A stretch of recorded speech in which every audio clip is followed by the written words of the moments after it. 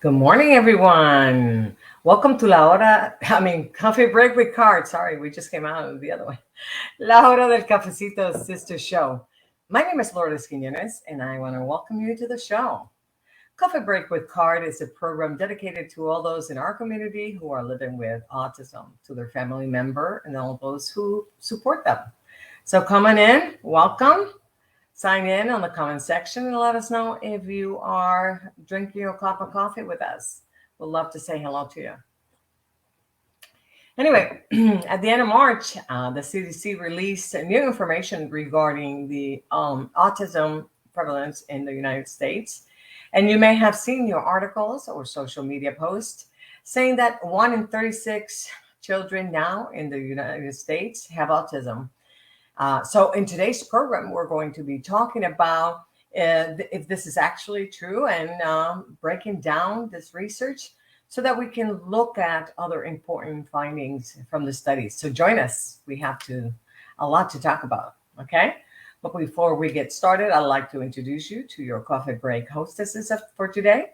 As I mentioned before, my name is Lourdes Quiñones. I am a CARD consultant assigned to the primary age group here at CARD.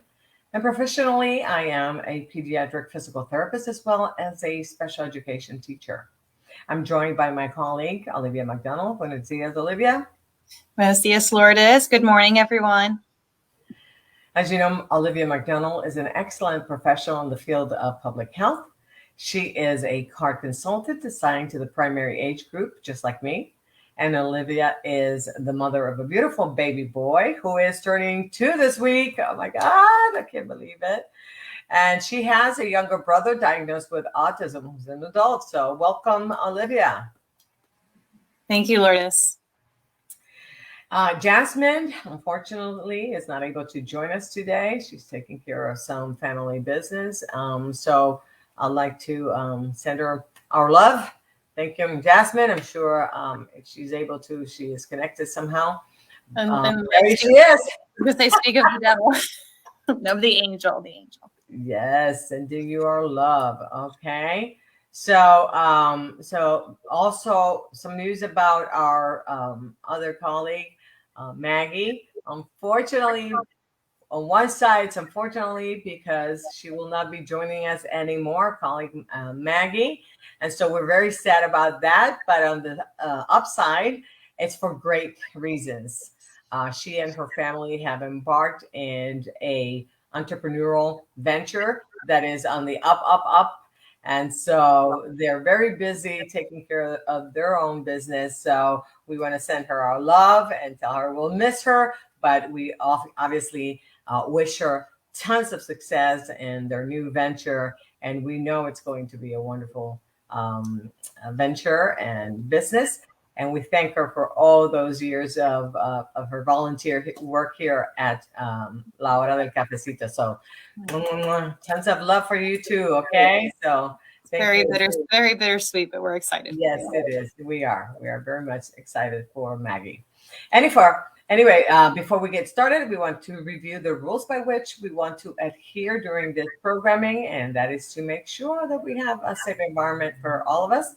So remember to keep an open mind, use a positive attitude, and respectful language.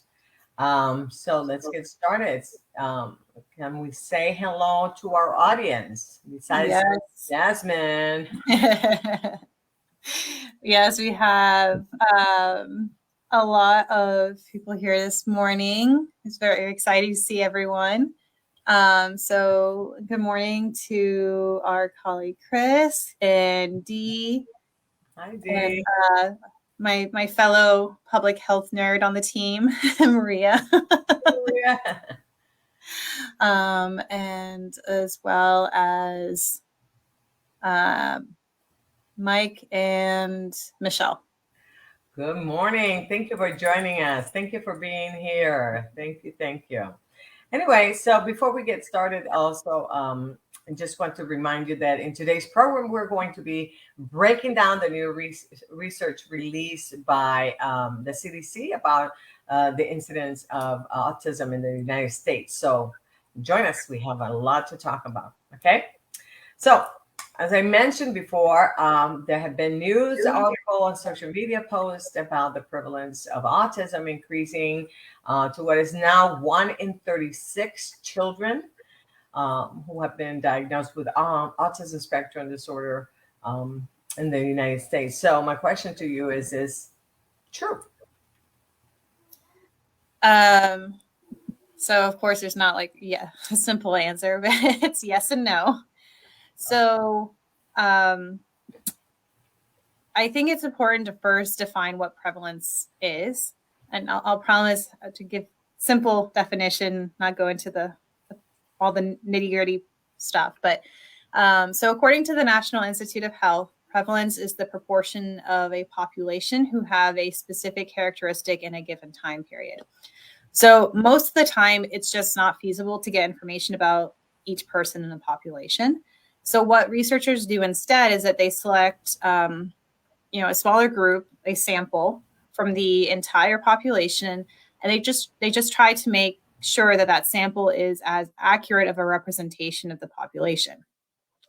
For example, if the population being studied is babies in the United States, you would try to make sure that the sample has about 50% boys and 50% girls to match the percentages that exist in the overall population. So the prevalence numbers released by the CDC are based on the research of their ATOM network. The population they select is actually 8-year-olds in the United States, not all children. So that's a very important distinction. It's not like 1 in 36 children. Okay. And that sounds kind of random at first, like why 8-year-olds? But the reasoning for that is that most autistic children have been identified as having autism by that age. So that's kind of why that was selected as their for their definition. So as you can see from the chart, even though the numbers were released this year, the data was actually collected back in 2020, and the children that the data was collected about were actually born in 2012. So the actual figure is about 1 in 36 8-year-olds in 2020 were diagnosed with autism. You can also see from the chart that the prevalence numbers identified by the ATOM network have generally been increasing. So that part is true, that prevalence is increasing, or that's the trend.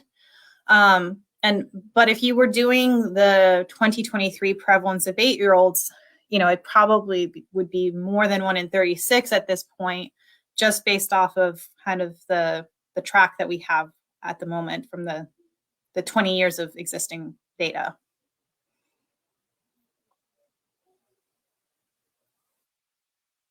Oh, you're muted, Lourdes.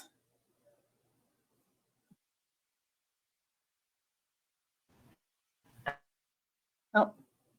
Have artist finding my microphone once I mute myself, but I was getting like a feedback, so I had to do myself. So anyway, so thank you for that answer. That was very helpful.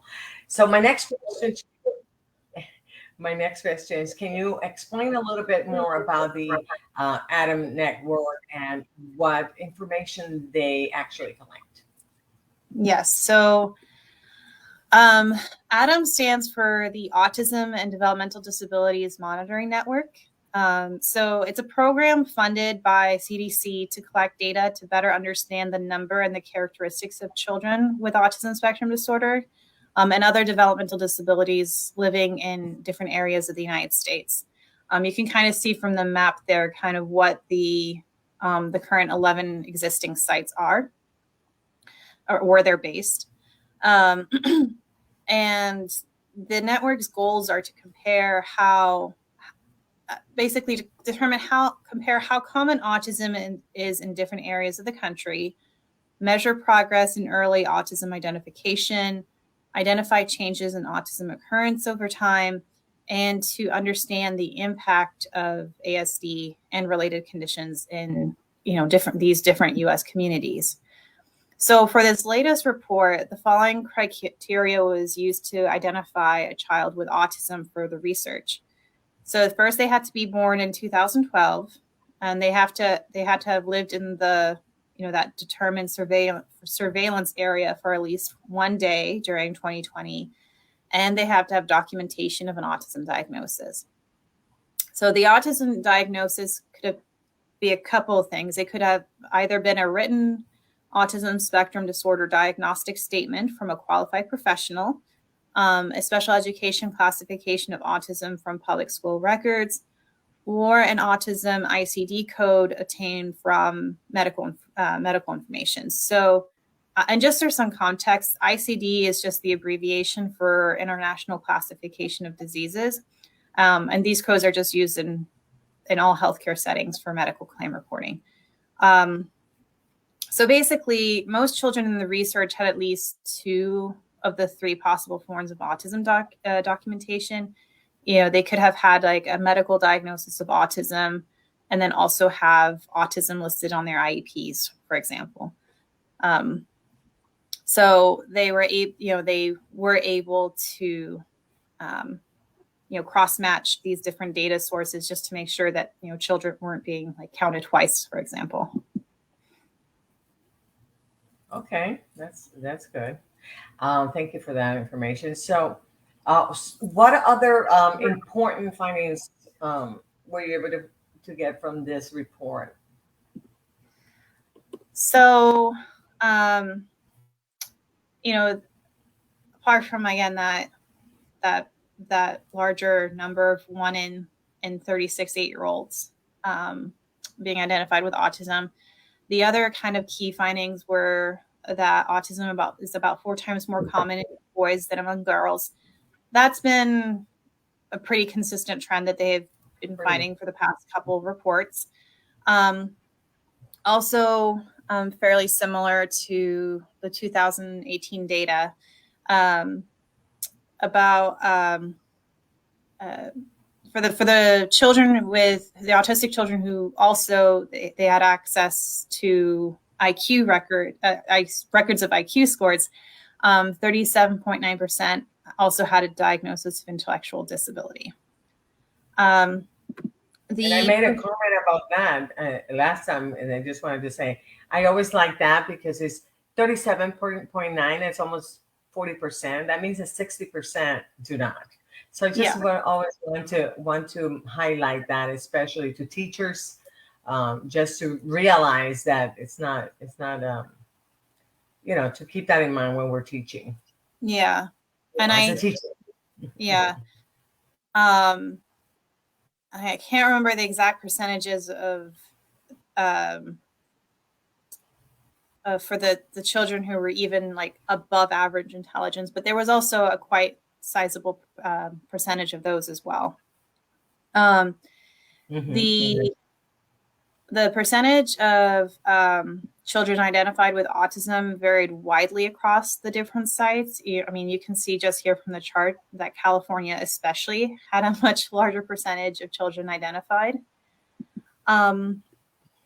The report stated that, quote, autism prevalence among Asian, Black, and Hispanic children was at least 30% higher in 2020 than in 2018. And autism prevalence among white children was 14.6% higher than in 2018. So in general, obviously there was a higher prevalence found amongst kind of all groups, but that's kind of how it was broken. The increase was kind of broken down. So for the first time since the ADAM network data has been collected, the percentage of 8-year-old children identified with autism was higher among Black, Hispanic, and Asian or Pacific Islander children compared to white children. The researchers think this was partially due to efforts to minimize economic and racial disparities in autism identification. There's been a lot of effort kind of spearheaded actually by the CDC and lots of state programs as well to try and minimize those disparities over the past few years. However, they did mention as well something that they're wanting to maybe look at more was that social determinants of health could be leading to higher rates of, quote, to higher rates of disability among certain populations. And social determinants of health is a term we frequently use in the field of public health, and the CDC defines it as the non-medical factors that influence health outcomes.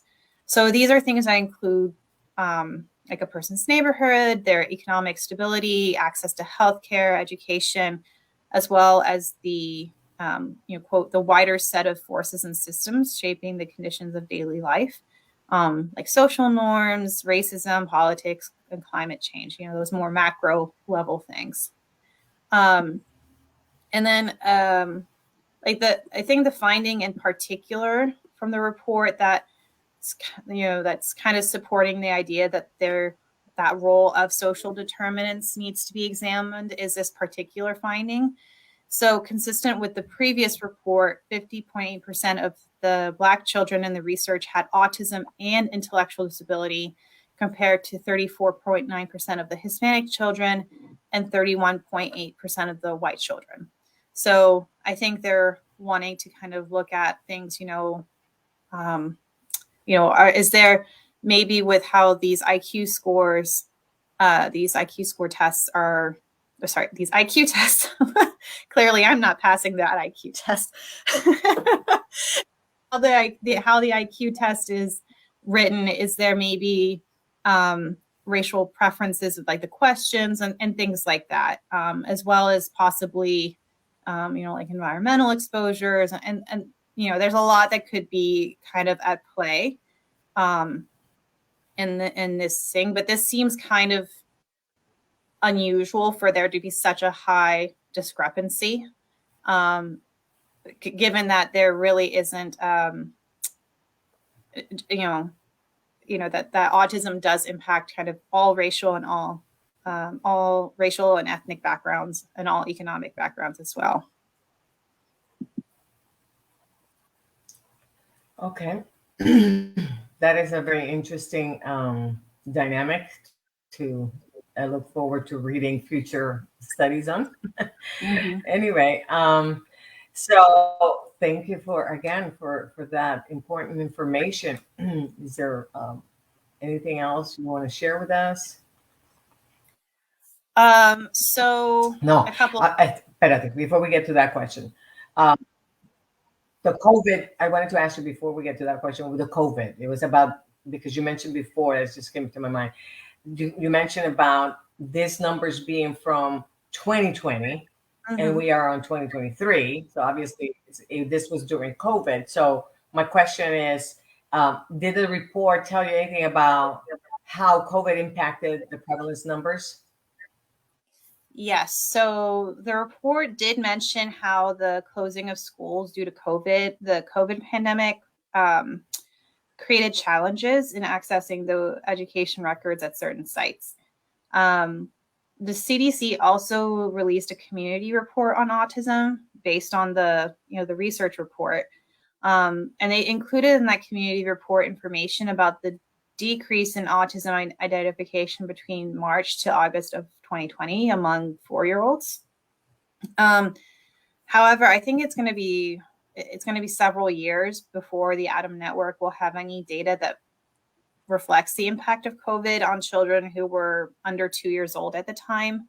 And even then, I'm not sure if they would really be collecting data on things such as, the correlation between exposure to COVID and an autism diagnosis. I feel that other research studies might be better sources of information for answering that question. Okay. Yeah, so it's kind of, I think it's a little early to really say, unfortunately. Yeah. So I guess there's always that delay with research. Yeah, future research, maybe. Okay. All right. So is there anything else you'd like to share? Yes, just really quickly. I can share the link to the research articles for those for my fellow research nerds who are interested in more details about how the data was collected and analyzed. But the community report on autism that I mentioned has a lot of the same information and explained in simpler terms, and it has really nice graphics as well for understanding that data. So I recommend looking at that link too. The version in English is available now, and then they'll be soon posting the version in Spanish as well, if you know anyone who would be interested in having that information in Spanish. And then in the future, data will be collected not only from the 11 existing ATOM sites, but they're also expanding to add sites in Puerto Rico, Indiana, Pennsylvania, and Texas.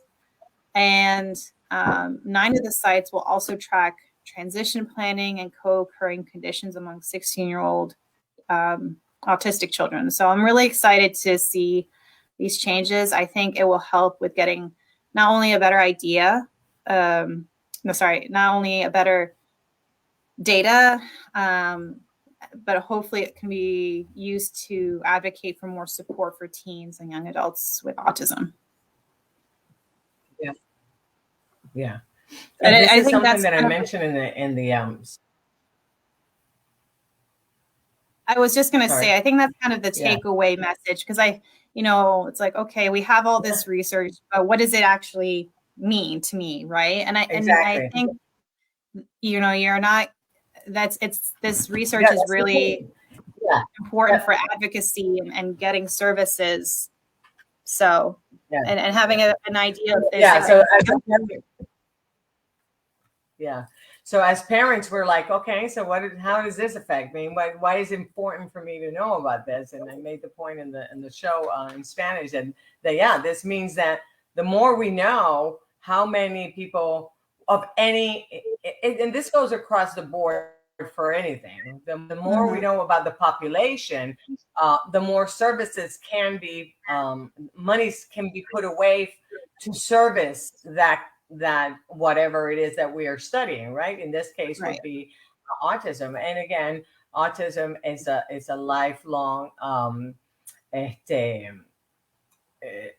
condition, right? So it's not going to go away. So children with autism are going to become adults with autism. So we know how many people in the population deserve certain amount of monies to be put towards services, the better.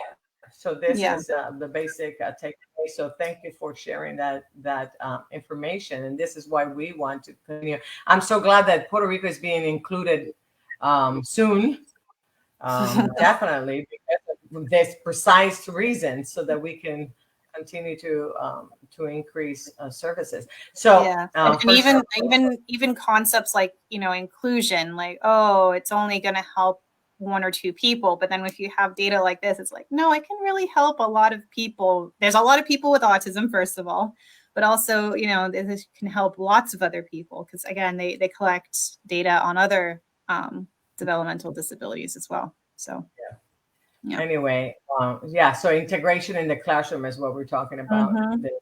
So, or in programs. Anyway, so when we are now that we're here, those of you who are watching us, if you have any comments or questions, make sure you put them on the comment section. We'll be sure to answer you while we're in the air or right after we come out. On the comment section, remember that if we utilize your comments or questions to create future programming, we'll be sure to give you credit for giving us those ideas. So, but before we move on, are there any, while we're talking about this, are there any comments or questions that we need to address?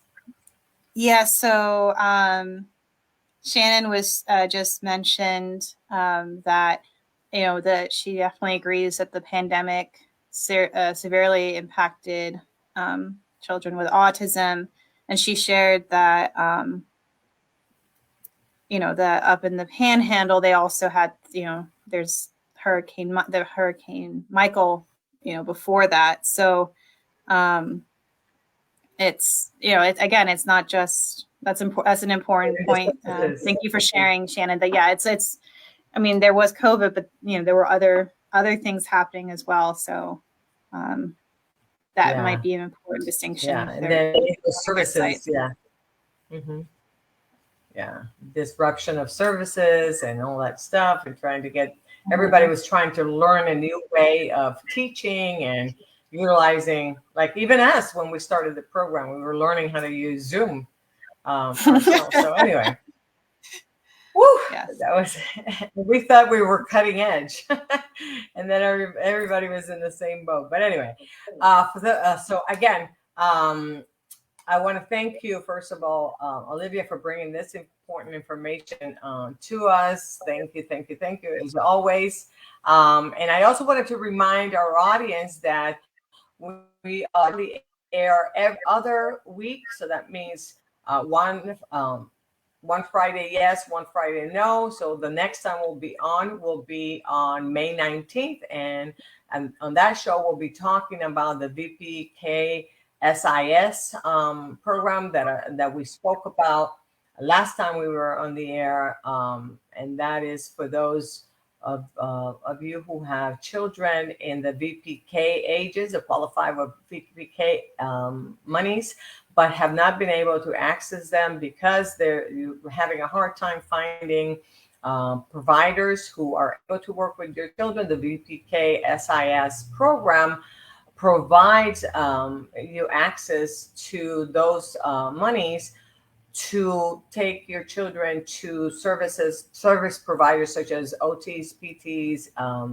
speech therapists, ABAs, who have been already accepted as providers for the BPK SIS program. Be sure to join us so you learn more about it, okay?